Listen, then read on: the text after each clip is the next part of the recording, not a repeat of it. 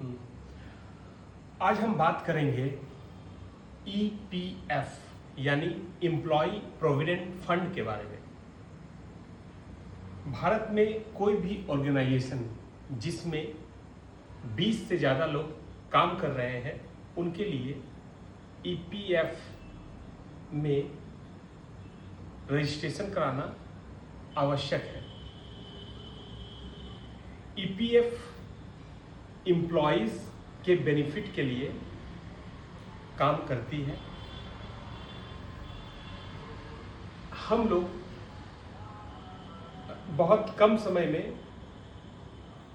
एक पूरा ईपीएफ का ओवरव्यू लेंगे। सबसे पहले ईपीएफ है क्या? ईपीएफ का मतलब होता है एम्प्लॉय प्रोविडेंट फंड। ईपीएफओ यानी एम्प्लॉय प्रोविडेंट फंड ऑर्गेनाइजेशन जो पीएफ को मैनेज करती है और यह हमारे लेबर डिपार्टमेंट के अंदर आता है। ईपीएफ में हमें क्या योगदान करना पड़ता है? तो ईपीएफ में किसी भी एम्प्लॉय को जिनका सैलरी 15,000 से कम है उनको 12% ऑफ बेसिक प्लस डीए का अंशदान करना पड़ता है और इतना ही अंशदान उनकी तरफ से उनकी कंपनी करती है, यानी in total 24% of basic and DA provident fund में हर महीने जमा होता है। ये तो हुआ हमारा कंट्रीब्यूशन।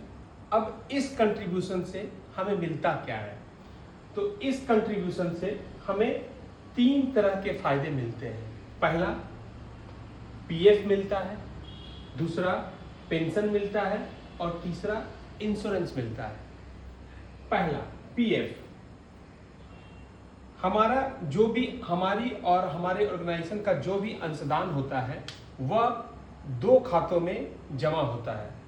एक खाता जो प्रोविडेंट फंड अकाउंट है वो है और दूसरा पेंशन फंड अकाउंट है।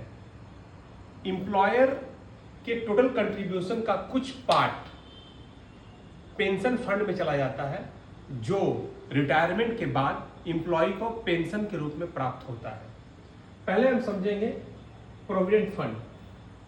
प्रोविडेंट फंड में सबसे बड़ा बेनिफिट हमें यह है कि इसमें जो ब्याज का दर है वो हमेशा सामान्य बैंक ब्याज दर से ज़्यादा होता है।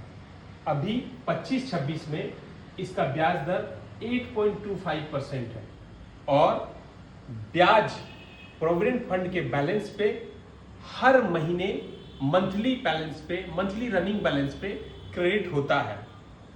भले ही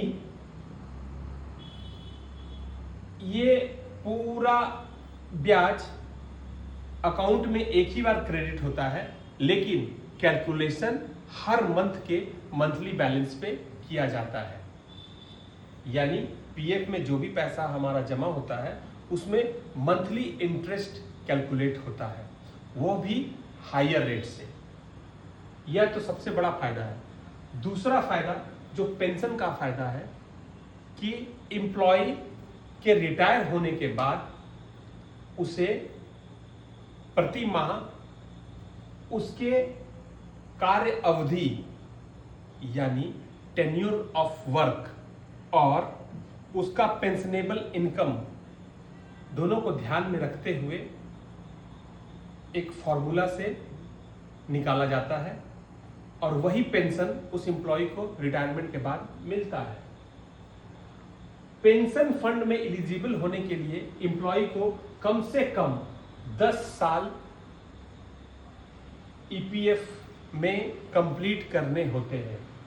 अगर आपने 10 साल कंप्लीट कर लिया तभी आप पेंशन फंड के लिए एलिजिबल होंगे। यानी जब आपका 10 वर्ष कंप्लीट होता है तो आपका जो पेंशनेबल सैलरी है उसको गुना किया जाता है जितने साल आपने ईपीएफ में कंप्लीट किए और उसको 70 से भाग दिया जाता है। और यही अमाउंट आपका मंथली पेंशन बनता है। यहाँ एग्जाम्पल के लिए मैंने 15,000 पेंशनेबल सैलरी लिया है और मान लीजिए एम्प्लॉय ने 20 साल कंप्लीट किए हैं, तो 15,000 इंटू 20 भागा 70 या लगभग 4,444 रुपये बनते हैं। यानी इस एम्प्लॉय को जिसने 15,000 के दर से सैलरी, जिसका 15,000 के दर से सैलरी था और 20 साल कंप्लीट किए, उसको 4,058 वर्ष के पश्चात, उम्र के 58 वर्ष के पश्चात हर माह 4,444 रुपया पेंशन मिलेगा।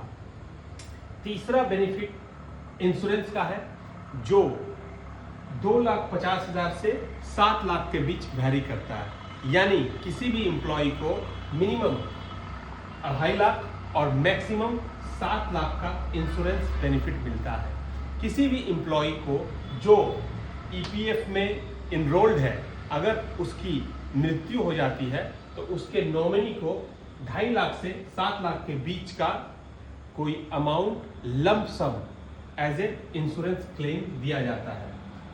इंश्योरेंस के कैलकुलेशन के लिए भी एक फॉर्मूला है, जिसमें हम उस एम्प्लॉय की एवरेज मंथली सैलरी इंटू 35 करते हैं और प्लस जो भी उनका पीएफ फंड में जो भी बैलेंस है उसका 50%, but it is subject to higher limit of 7 lakh, यानी अधिकतम 7 लाख के अंदर आपको इंश्योरेंस भी मिलता है। यानी ईपीएफ हर महीने में एम्प्लॉय के लिए बहुत जरूरी है और बहुत अच्छी चीज है। धन्यवाद।